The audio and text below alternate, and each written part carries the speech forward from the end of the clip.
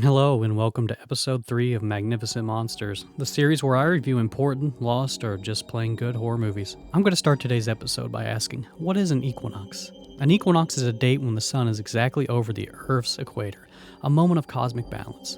Both day and night are of near equal length, around 12 hours. On the mortal calendar, this heralds when seasons change from one extreme to the next, such as the shift from longer days of summer to the waning light of fall. In some areas of folklore and magic, an equinox is a time of celebration, when harvests are gathered and people begin to prepare for the darker times that lay ahead. Join me as I go in search of magnificent monsters that lurk within that darkness.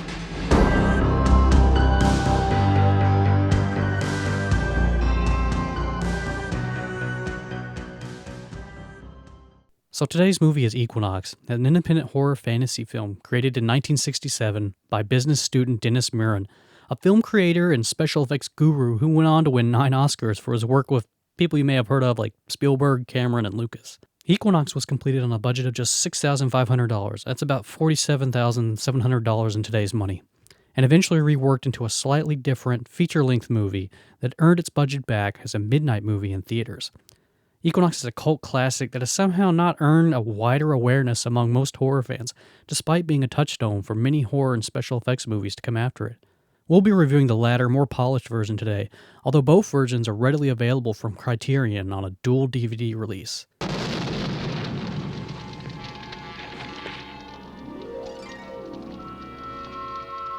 Susan? Susan! Sue!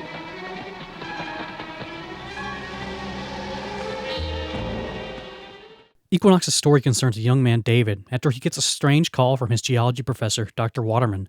The professor leaves a message asking David to meet him at the cabin. Full stop, no other explanation is given. Perplexed, David decides to head up to the professor's quaint mountain cabin, and he decides also to make it a double picnic date with his friends Susan, Jim, and Vicky. You know, you get a strange message from your professor, you want to go visit him, bring your girlfriend along and turn it into a reason to get into her pants, why not? Upon arriving, they discover that the professor's cabin has been destroyed by something that must be very large and also very, very powerful. Shocked, they begin to search for the professor and come across a strange castle, a cackling cave, and a mysterious ancient tome filled with page after page of arcane symbols and drawings of hideous creatures. It's then that the group realizes they are being hunted by something from the other, unpleasant side of reality, and that something wants the book and their lives if they won't hand it over. Can they survive and escape with their sanity? So, Equinox is very simple in terms of story, reading like an EC comic meets Lovecraft adventure story. Everything in this movie has an air of simplicity to it that I feel modern films have lost.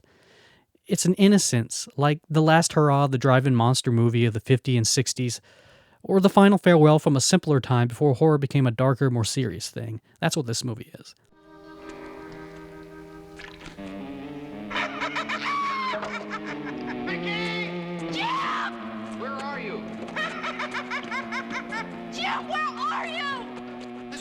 Now, acting and character-wise, Equinox feels like an episode of Scooby-Doo at times, with how silly and really preposterous it can get.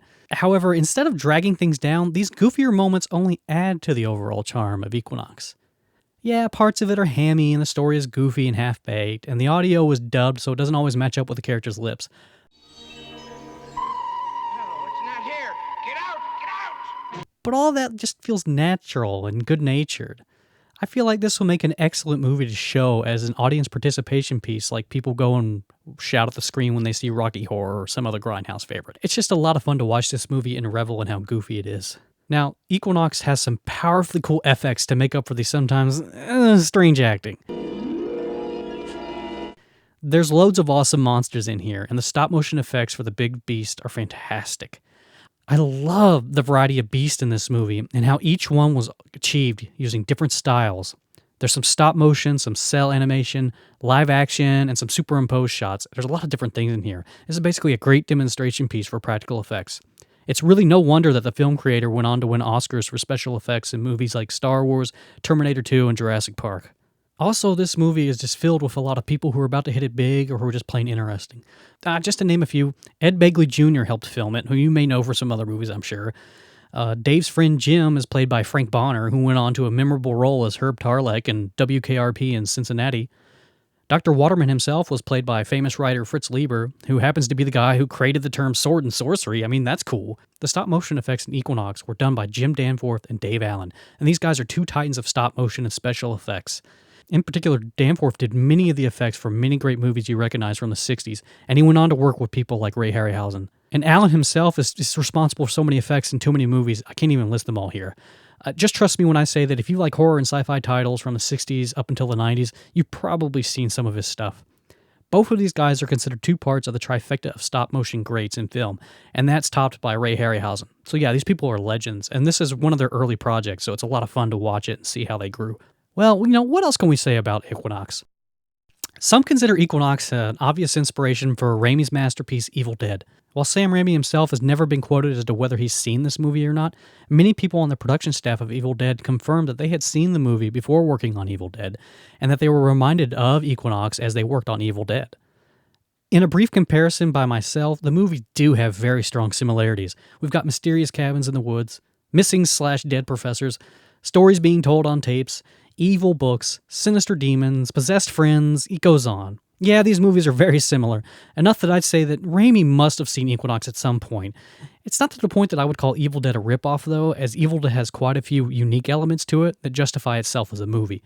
Personally, one thing I noticed that I haven't seen listed anywhere else, Jim from Equinox does look a lot and sound a lot like a young Bruce Campbell. I mean, you might not agree, but it's something I caught and I thought it was pretty funny.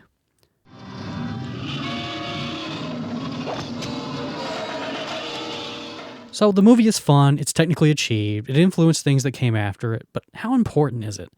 Where does it fit into the bigger picture? Well, prior to Equinox, most popular American horror was meant for children. It was slightly scary, but it was ultimately safe, and it reassured audiences that they were part of the winning team in America. It never told people anything deeper about who Americans could really be. Darker things. The monsters were these ugly creatures or these irradiated animals. The police and the army were the good guys that you could trust. Everyone who mattered came out unscathed, and the heroes triumphed every time. Well, with Equinox, things began to change. Suddenly you couldn't trust the police. Friends died. Heroes went insane, and the monsters could not be stopped. The formula for fright had been permanently altered, and things were just never the same, for better or for worse. You could say that the equinox had passed, and the season of horror became darker, colder, and more sinister. This change in horror tones was a reflection of the times. Vietnam, the war that shell-shocked American culture, was just ramping up.